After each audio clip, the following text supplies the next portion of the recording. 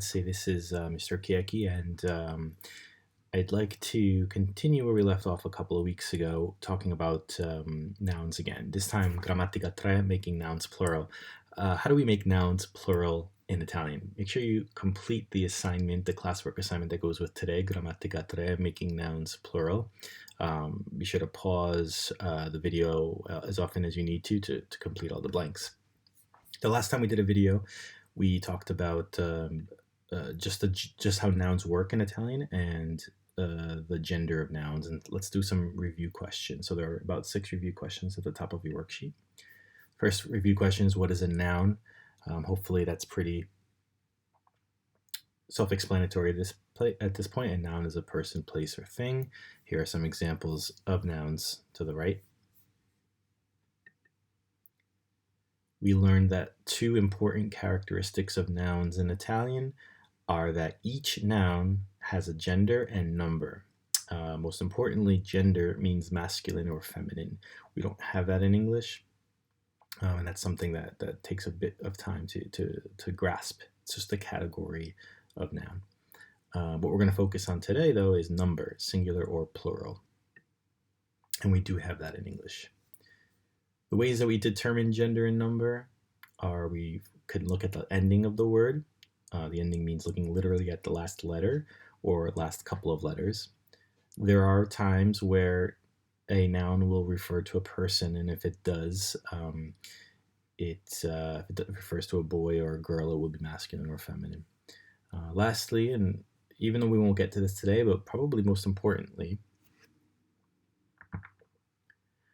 other context clues will always give us the information we need in order to determine gender and number. These other context clues could be definite articles and indefinite articles, which we will learn next, and they can also be adjectives. The endings of the nouns in Italian tell us a couple of important characteristics. So when I say, let's just go back here for a second. When I say that we have to look at the ending to determine gender and number.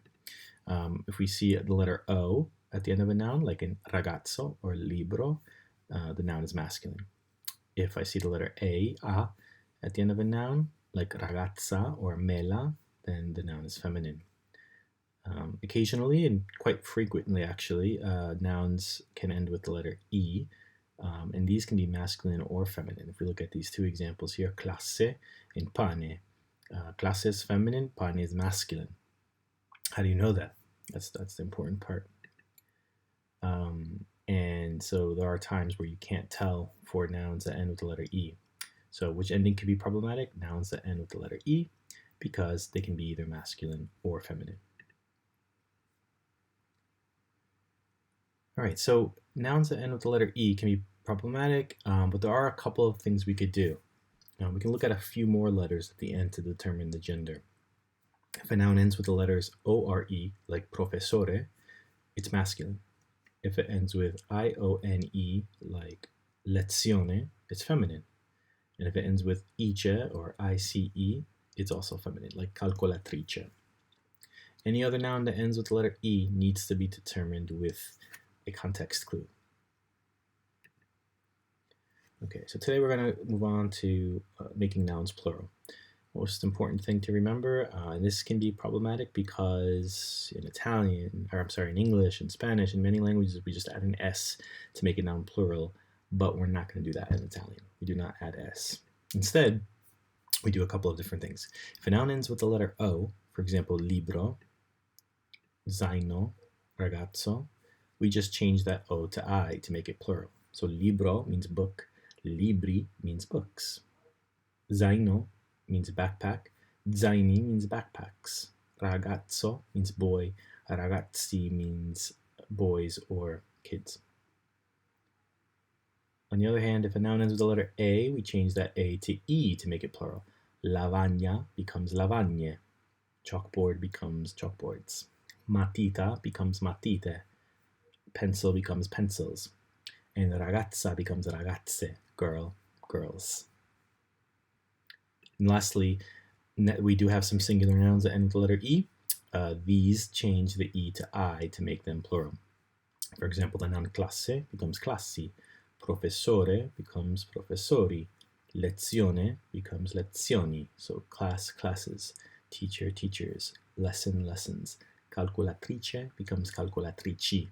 Calculator, calculators.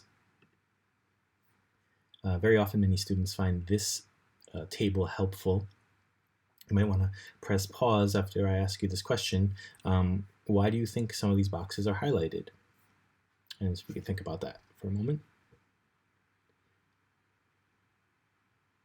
And you should notice that they occur in the boxes that I've highlighted occur more than once, basically. So you can see here that you have a singular noun that can be masculine or feminine, ending with the letter E, but you can also have a feminine noun that's plural, ends with the letter E, so that can be confusing.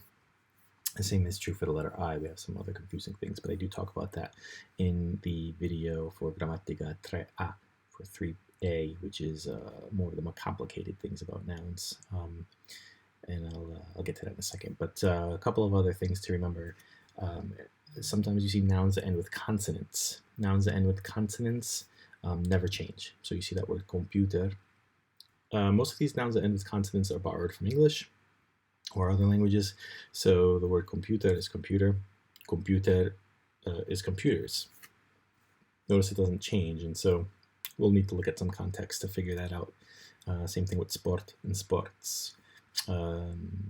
Same thing happens with nouns that end with an accented vowel. An accented vowel is what we see at the end here. We see an A with a little mark on top, or cafe, E with a little mark on top. And again, città is singular, città is plural. City, cities. Cafe, cafe. Coffee, coffees.